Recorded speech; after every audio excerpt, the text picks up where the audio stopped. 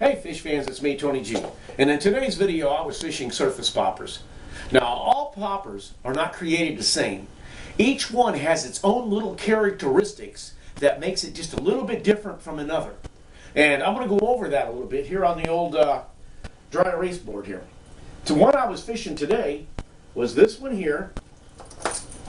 This is a generic bait. It's got the concave lip, as you can see right here, and it's caught a lot of fish. Now this particular lip, the lure, is built kind of like this here. It's flat, comes back down, goes down this way, just like this here. I'm not a real good artist, right? Your hook hanger's here, and you got a hook hanger here. The line tie's down here, and it's got a real shallow mouth, as you saw. And what that does is it's a faster moving bait, and it creates a splash and throws water back this way every time you pop it, right? And you work this one fast. Now, this one here is another one. It's very similar to that one. As you can see, it's got the concave mouth. It's cut out. The line ties right there at the bottom. Very, very shallow, not real deep. This is another one that you're going to be working really fast. And across the surface, and it's designed to splash water forward, create and cause a lot of surface disturbance, and hang on tight because the old bass sees it and he'll come up and explode on it. The next type of popper we have is like this traditional pop R here. Now this one here I've modified a little bit, because the deeper, the more concave the mouth is, the harder it is to tie your line on or put a snap on it. I like to use a snap because that gives a little more freedom of movement to where you can get it to walk back and forth.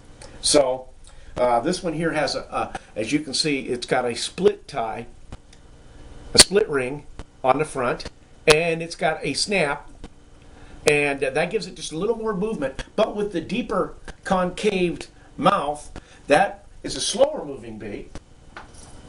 You're going to have, it's going to look more like this. It's going to be much deeper cavity in here. Lure comes back out like this again. And you got your hook hanger here and your hook hanger here. And the line ties right out in the middle.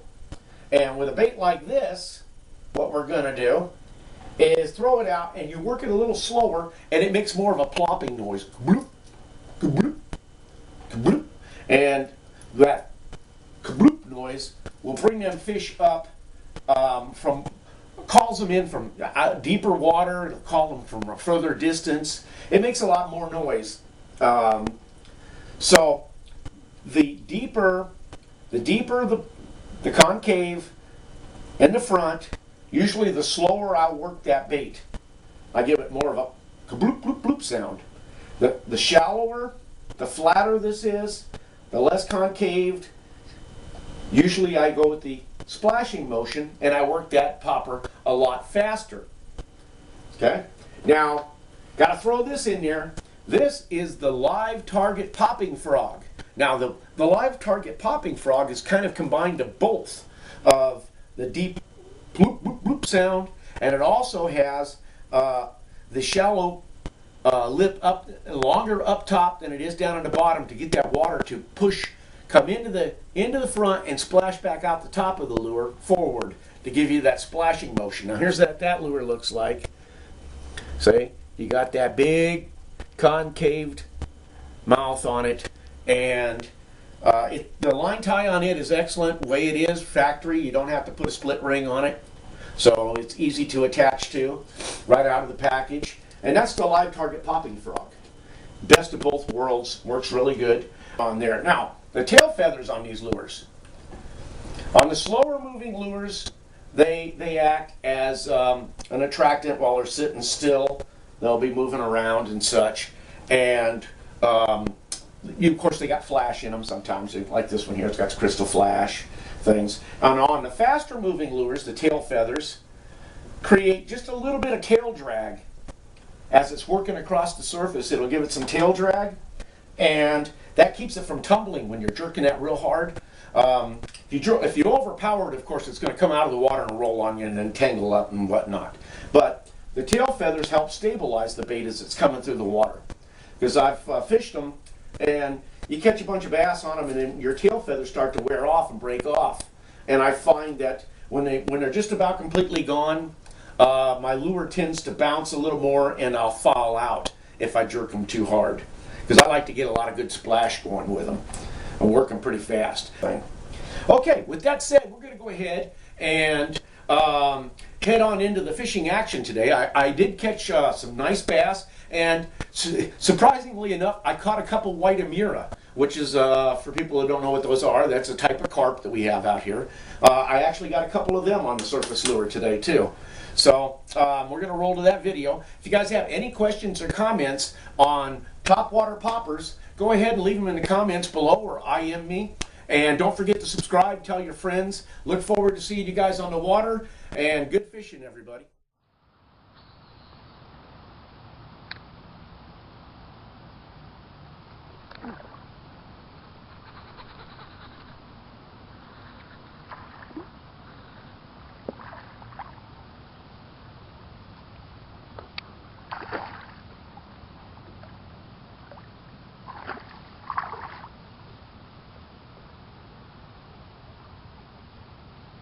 One set of hooks came out. I'm going to go ahead and land him.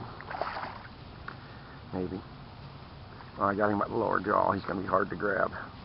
It's alright. What I'm going to do now to get him, I'm going to get control of the lure. And then I'll get... Whoop, he came off. Yep, that helped me out a little bit. We'll see if there's another one up in there. There might be another one.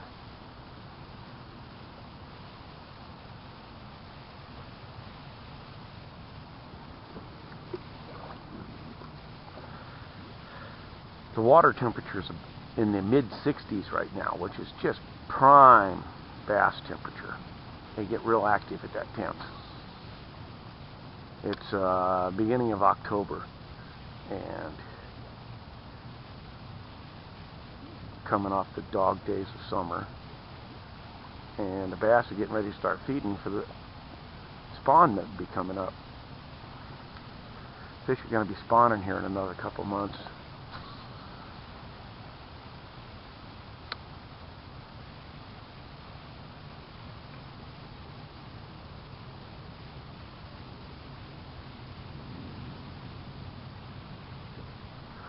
We got him. This is a bigger fish fans. He come out from under that boat and nailed it. This one feels really big, fish fans. He just kind of sucked it down. He's not that much bigger. He's a good size though.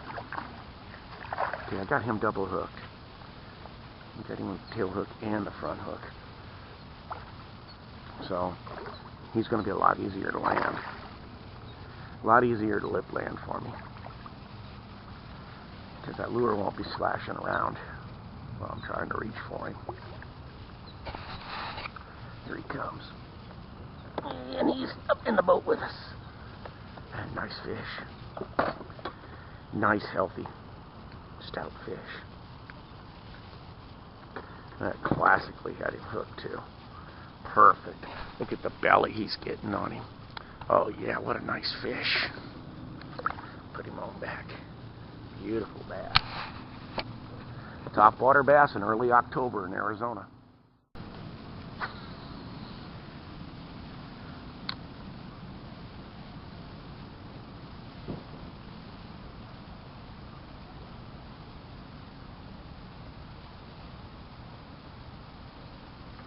Oh, buddy, we got bit.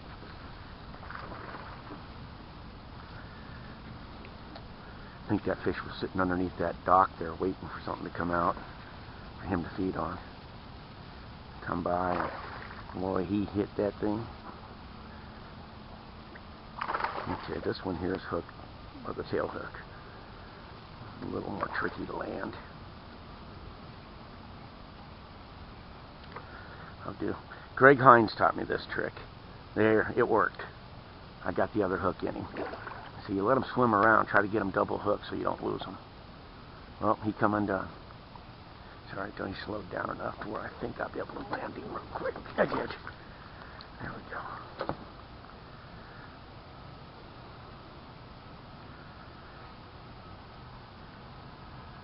I got him double hooked with that back hook. I'll get the pliers here. Whoops. Gotta get the pliers out. Uh-oh, they're rusted shut. There we go. There. That's a nice fish.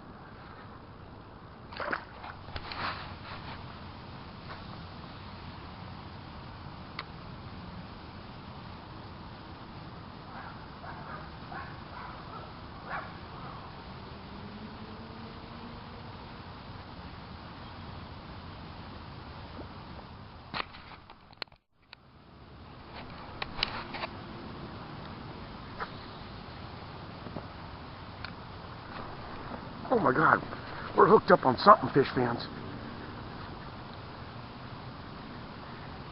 I have no idea what. It's big though. It's coming up under the boat. It's a bass, it's a monster. That's a carp, fish fans, look at it.